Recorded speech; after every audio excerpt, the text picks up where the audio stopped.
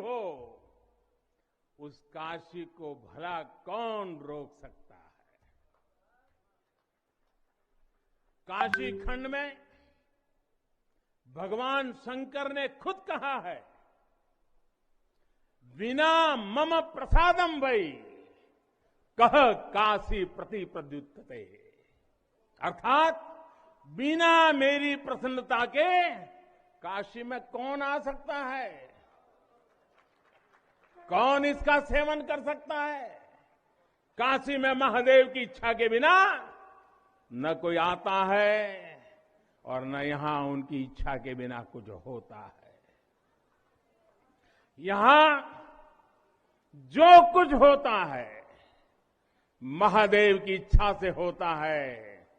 ये जो कुछ भी हुआ है महादेव ने ही किया है।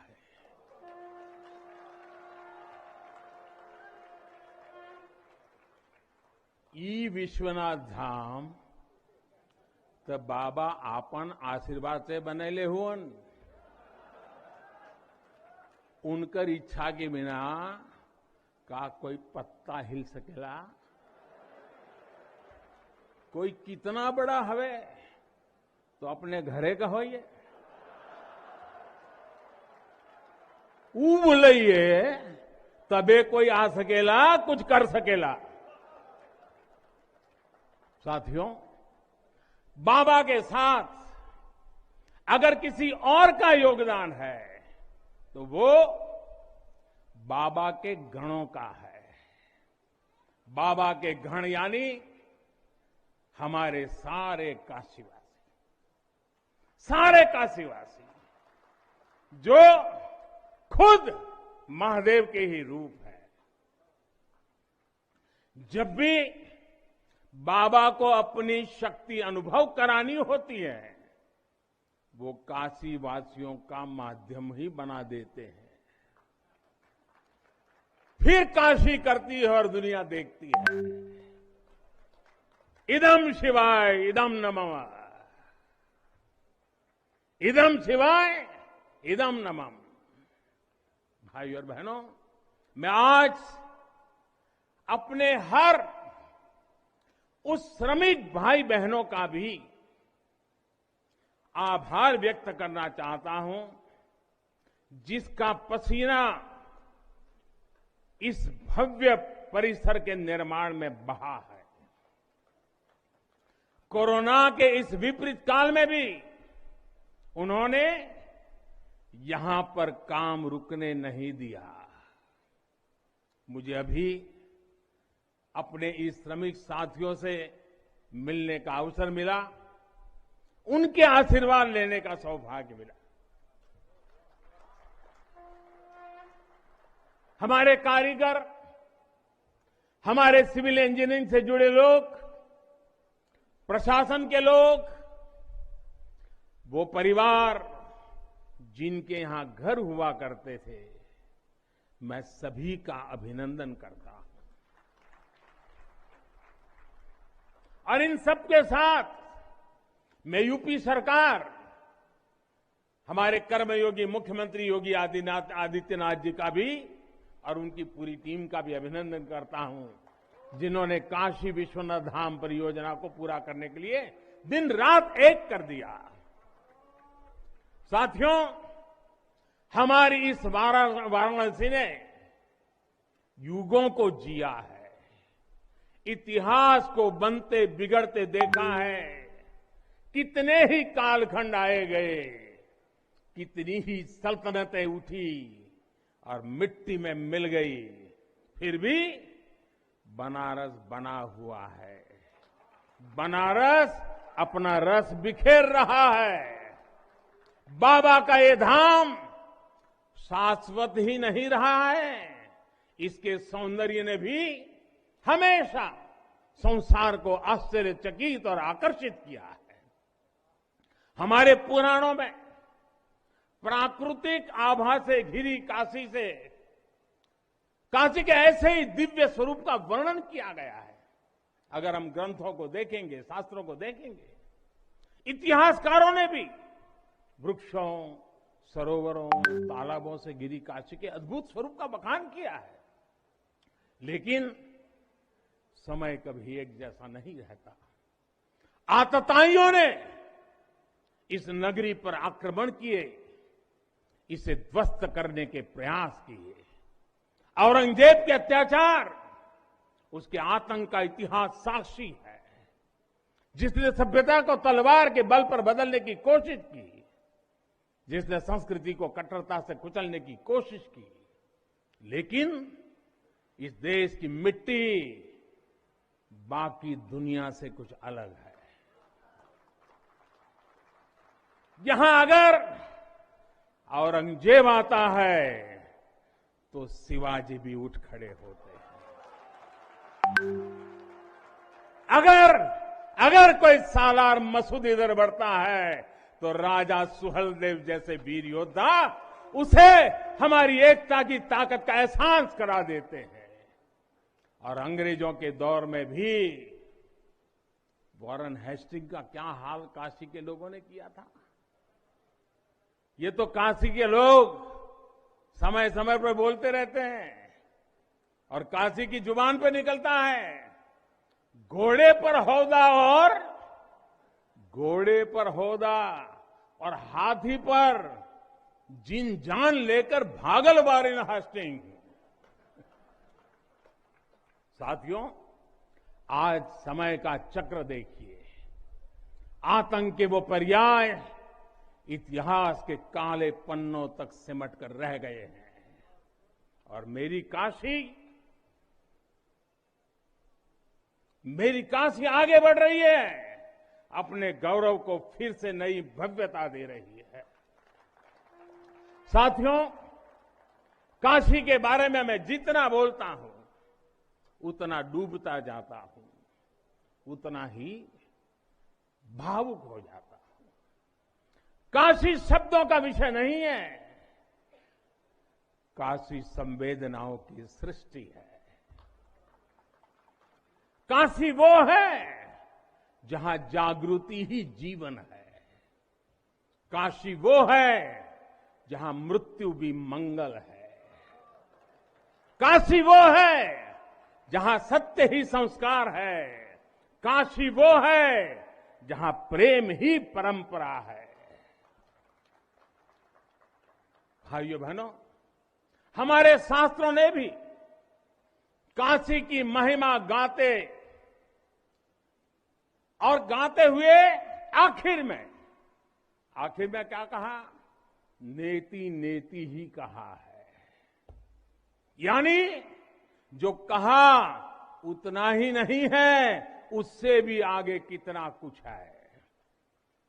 हमारे शास्त्रों ने कहा है, शिवम ज्ञायन इति ब्रूयो, शिव शब्दार्थ चिंतका, अर्थात शिव शब्द का चिंतन करने वाले लोग शिव को ही ज्ञान कहते हैं। इसलिए ये काशी शिवमयी है, ये काशी ज्ञानमयी है। और इसलिए ज्ञान, शोध, अनुसंधान ये काशी और भारत के लिए स्वाभाविक निष्ठा रहे हैं। भगवान शिव ने स्वयं कहा है, सर्व क्षेत्रेषु भूपृष्ठे, सर्व क्षेत्रेषु भूपृष्ठे काशी क्षेत्रम च मे वपु, अर्थात धरती के सभी क्षेत्रों में काशी साक्षात मेरा ही शरीर है। इसलिए यहां का पत्थर, यहां का हर पत्थर शंकर है। इसलिए हम अपनी काशी को सजीव मानते हैं और इसी भाव से हमें अपने देश के कण कण में मातृभाव का बोध होता है।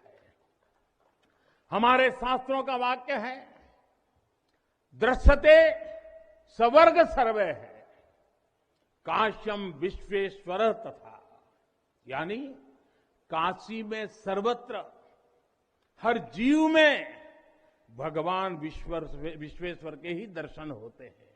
इसलिए काशी जीवत्व को सीधे शिवत्व से जोड़ती है। हमारे ऋषियों ने भी कहा है, विश्वेश्वम शरणम याया समे बुद्धि प्रदास्यति, अर्थात भगवान विश्वेश्वर की शरण में आने पर समबुद्धि व्याप्त हो जाती है। बनारस वो नगर है जहां से जगत गुरु शंकराचार्य को श्री डोम राजा की पवित्रता से प्रेरणा मिली। उन्होंने देश को एकता के सूत्र में बांधने का संकल्प लिया। ये वो जगह है जहां भगवान शंकर की प्रेरणा से गोस्वामी तुलसीदास जी ने रामचरितमानस जैसी अलौकिक रचना की। यहीं की धरती सारनाथ में भगवान बुद्ध का बोध संसार के लिए प्रकट हुआ। समाज सुधार के लिए कबीरदास जैसे मनीषी यहां प्रकट हुए। समाज को जोड़ने की जरूरत थी तो संत रविदास जी की भक्ति की शक्ति का केंद्र भी ये काशी बनी।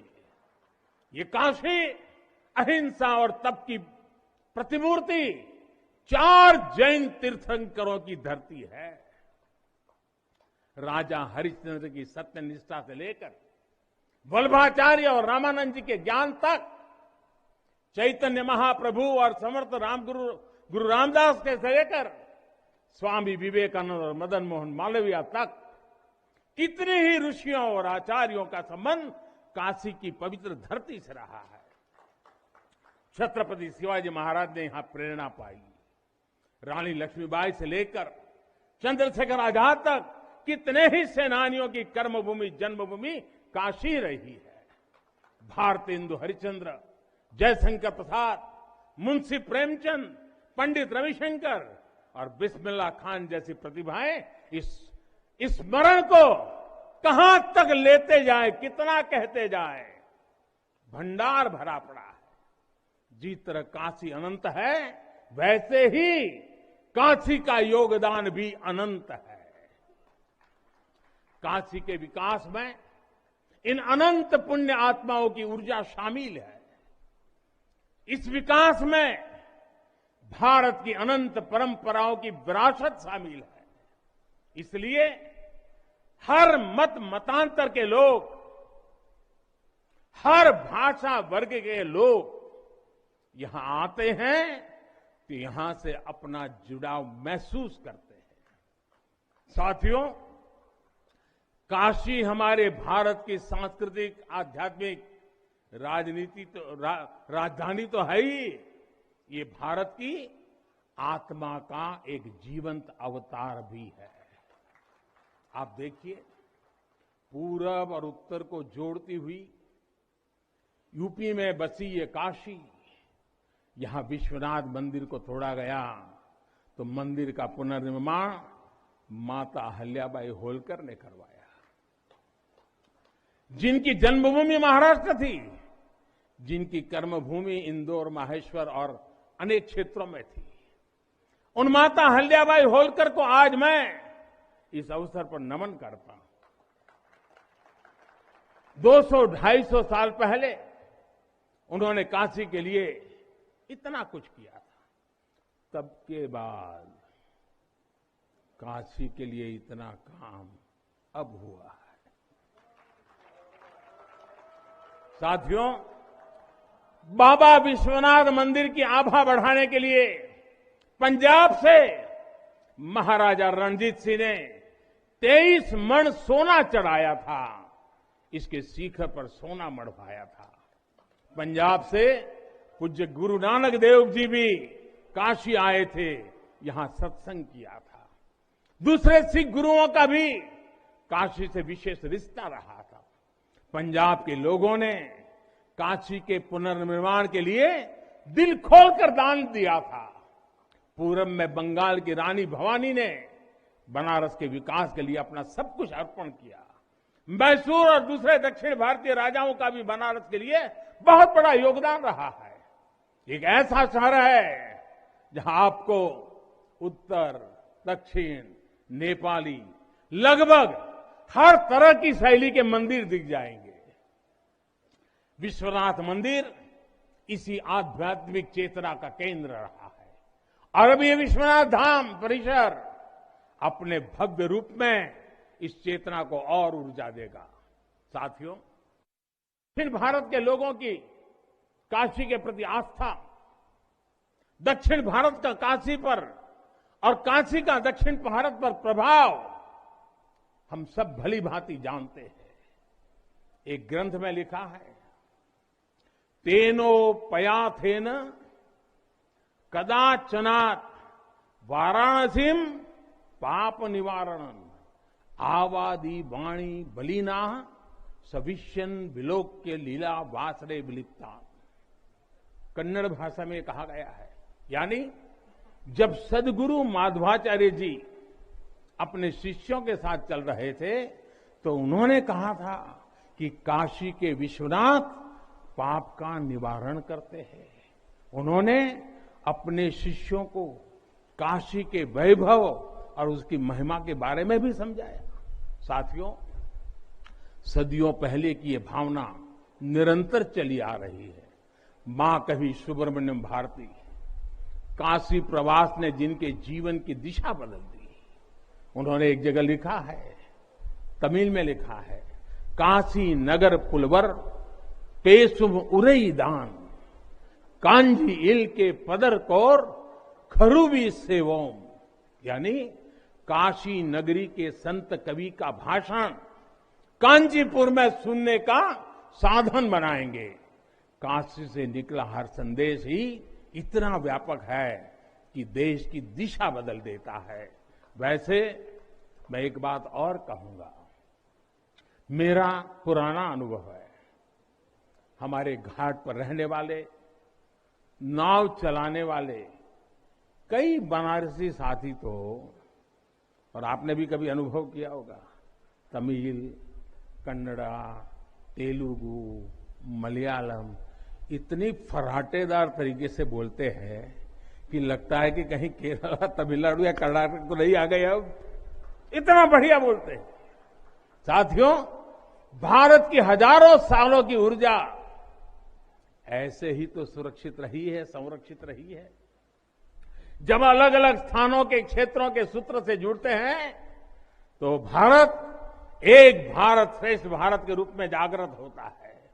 इसलिए हमें सौराष्ट्र सोमनाथम से लेकर अयोध्या, मथुरा, माया, काशी, कांची, अवंतिका का हर दिन स्मरण करना सिखाया जाता है। हमारे यहां तो 12 ज्योतिर्लिंगों के स्मरण का ही फल बताया गया है। तस्य तस्य फल प्राप्ति ही भविष्यति न संशय। यानी सोमनाथ से लेकर विश्वनाथ तक 12 ज्योतिर्लिंगों का स्मरण करने से हर संकल्प सिद्ध हो जाता है, इसमें कोई संशय ही नहीं है। ये संशय इसलिए नहीं है क्योंकि स्मरण के बहाने पूरे भारत का भाव एकजुट हो जाता है, और जब भारत का भाव आ जाए तो संशय कहां रह जाता है, असंभव क्या बचता है। साथियों, ये भी सिर्फ संयोग नहीं है कि जब भी काशी ने करवट ली है, कुछ नया किया है, देश का भाग्य भी बदला है। बीते 7 वर्षों से काशी में चल रहा विकास का महायज्ञ आज एक नई ऊर्जा को प्राप्त कर रहा है। काशी विश्वनाथ धाम का लोकार्पण भारत को एक निर्णायक दिशा देगा, एक उज्जवल भविष्य की तरफ ले जाएगा। ये परिसर साक्षी है हमारे सामर्थ्य का, हमारे कर्तव्य का। अगर सोच लिया जाए, ठान लिया जाए तो असंभव कुछ भी नहीं है। हर भारतवासी की भुजाओं में वो बल है, हर भारतवासी की भुजाओं में वो बल है जो अकल्पनीय को साकार कर देता है। हम तप जानते हैं, हम तपस्या जानते हैं, देश के लिए दिन रात खपना जानते हैं। चुनौती कितनी ही बड़ी क्यों ना हो, हम भारतीय मिलकर उसे परास्त कर सकते हैं। विनाश करने वालों की शक्ति कभी भारत की शक्ति और भारत की भक्ति से बड़ी नहीं हो सकती। याद रखिए, जैसी दृष्टि से हम खुद को देखेंगे, वैसी ही दृष्टि से विश्व भी हमें देखेगा। मुझे खुशी है कि सदियों की गुलामी ने हम पर जो प्रभाव डाला था, जिस हीन भावना से भारत को भर दिया गया था, अब आज का भारत उससे बाहर निकल रहा है। आज का भारत सिर्फ सोमनाथ मंदिर का सौंदर्यीकरण ही नहीं करता, बल्कि समंदर में हजारों किलोमीटर ऑप्टिकल फाइबर भी बिछा रहा है। आज का भारत सिर्फ बाबा केदारनाथ मंदिर का जीर्णोद्धार ही नहीं कर रहा, बल्कि अपने दमखम पर अंतरिक्ष में भारतीयों को भेजने की तैयारी में जुटा है। आज का भारत सिर्फ अयोध्या में प्रभु श्री राम का मंदिर ही नहीं बना रहा, बल्कि देश के हर जिले में मेडिकल कॉलेज भी बना रहा है। आज का भारत सिर्फ बाबा विश्वनाथ धाम को भव्य रूप ही नहीं दे रहा, बल्कि गरीब के लिए करोड़ों पक्के घर भी बना रहा है। साथियों, नए भारत में अपनी संस्कृति का गर्व भी है और अपने सामर्थ्य पर उतना ही भरोसा भी है। नए भारत में विरासत भी है और विकास भी है। आप देखिए, अयोध्या से जनकपुर आना जाना आसान बनाने के लिए राम जन्म की मार्ग का निर्माण हो रहा है। आज भगवान राम से जुड़े स्थानों को रामायण सर्किट से जोड़ा जा रहा है और साथ ही रामायण ट्रेन चलाई जा रही है। बुद्ध सर्किट पर ही काम हो रहा है, तो साथ ही कुशीनगर में इंटरनेशनल एयरपोर्ट भी बनाया गया है। करतारपुर साहिब कॉरिडोर का निर्माण किया गया है, तो वहीं हेमकुंड साहिब जी के दर्शन आसान बनाने के लिए रोपवे बनाने की भी तैयारी है।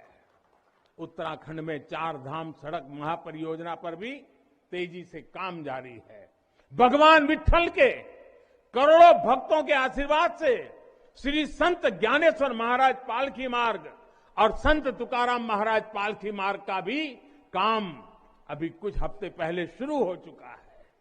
साथियों, केरला में गुरुवायूर मंदिर हो या तमिलनाडु में कांचीपुरम वेलंकानी, तेलंगाना का जोगलांबा देवी मंदिर हो या फिर बंगाल का बेलूर मठ, गुजरात में द्वारका जी हो या फिर अरुणाचल प्रदेश का परशुराम कुंड, देश के अलग अलग राज्यों में हमारी आस्था और संस्कृति से जुड़े ऐसे अनेकों पवित्र स्थानों पर पूरे भक्ति भाव से काम किया गया है, काम चल रहा है। भाइयों और बहनों, आज का भारत अपनी खोई हुई विरासत को फिर से संजो रहा है। यहां काशी में तो माता अन्नपूर्णा खुद विराजती है। मुझे खुशी है कि काशी से चुराई गई मां अन्नपूर्णा की प्रतिमा 1 शताब्दी के इंतजार के बाद, 100 साल के बाद अब फिर से काशी में स्थापित की जा चुकी है। माता अन्नपूर्णा की कृपा से कोरोना के कठिन समय में देश ने अपने अन्न भंडार खोल दिए।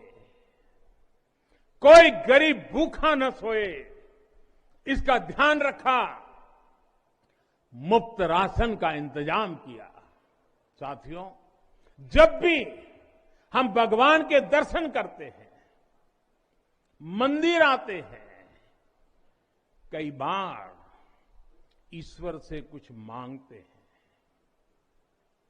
कुछ संकल्प लेकर भी जाते हैं। मेरे लिए तो जनता जनार्दन ईश्वर का रूप है। मेरे लिए हर भारतवासी ईश्वर का ही अंश है। जैसे सब लोग भगवान के पास जाकर के मांगते हैं, जब मैं आपको भगवान मानता हूं, जनता जनार्दन को ईश्वर का रूप मानता हूं, तो मैं आज आपसे कुछ मांगना चाहता हूं। मैं आपसे कुछ मांगता हूं। मैं आपसे अपने लिए नहीं, हमारे देश के लिए 3 संकल्प चाहता हूं। भूल मत जाना, 3 संकल्प चाहता हूं और बाबा की पवित्र धरती से मांग रहा हूं। पहला स्वच्छता, दूसरा सृजन और तीसरा आत्मनिर्भर भारत के लिए निरंतर प्रयास।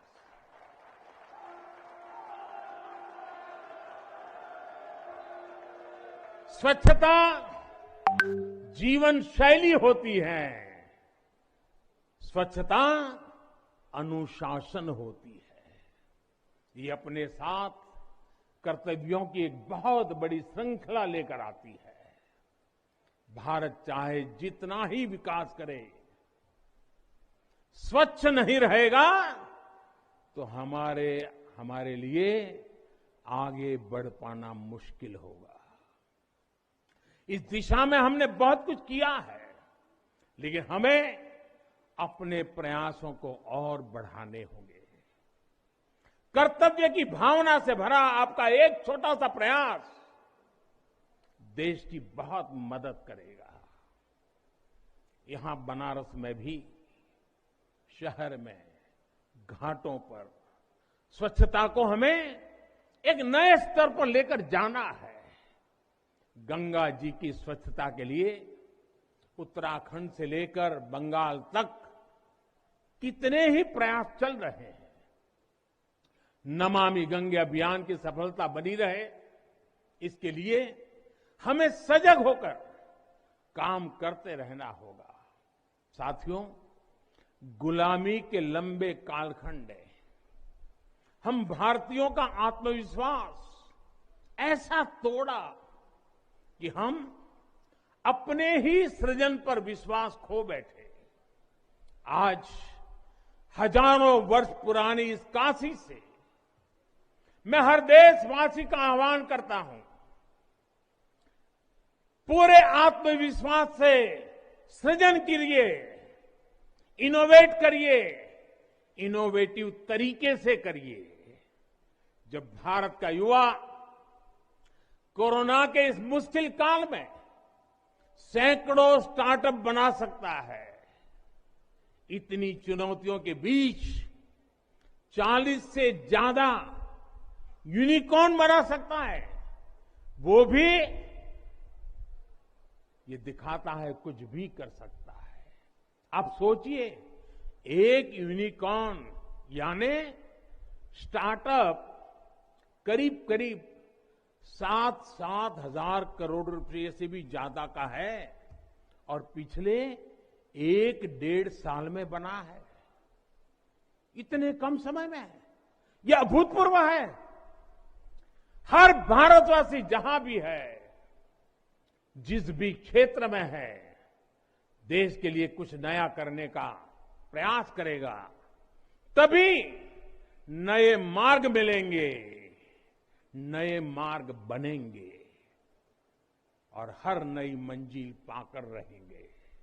भाई और बहनों, तीसरा एक संकल्प जो आज हमें लेना है, वो है आत्मनिर्भर भारत के लिए अपने प्रयास बढ़ाने का। ये आजादी का अमृत काल है। हम आजादी के 75वें साल में है, जब भारत 100 साल की आजादी का समारोह बनाएगा। तब का भारत कैसा होगा, इसके लिए हमें अभी से काम करना होगा और इसके लिए जरूरी है हमारा आत्मनिर्भर होना। जब हम देश में बनी चीजों पर गर्व करेंगे, जब हम लोकल के लिए वोकल होंगे, जब हम ऐसी चीजों को खरीदेंगे जिसे बनाने में किसी भारतीय का पसीना बहा हो तो इस अभियान को मदद करेंगे। अमृत काल में भारत 130 करोड़ देशवासियों के प्रयासों से, सबके प्रयासों से आगे बढ़ रहा है। महादेव की कृपा से, हर भारतवासी के प्रयास से हम आत्मनिर्भर भारत का सपना सच होता देखेंगे। इसी विश्वास के साथ मैं बाबा विश्वनाथ के, माता अन्नपूर्णा के, काशी कोतवाल के और सभी देवी देवताओं के चरणों में एक बार फिर प्रणाम करता हूं। इतनी बड़ी तादाद में देश के अलग अलग कोने से पूज्य संत महात्मा पधारे हैं। ये हमारे लिए, मुझ जैसे एक सामान्य नागरिक के लिए ये सौभाग्य की पल है। मैं सभी संतों का, सभी पूज्य महात्माओं का सर झुका करके हृदय से अभिनंदन करता हूं, प्रणाम करता हूं। मैं आज सभी काशीवासियों को, देशवासियों को फिर से बधाई देता हूं, बहुत बहुत शुभकामनाएं देता हूं। हर हर महादेव, हर हर महादेव, हर हर महादेव।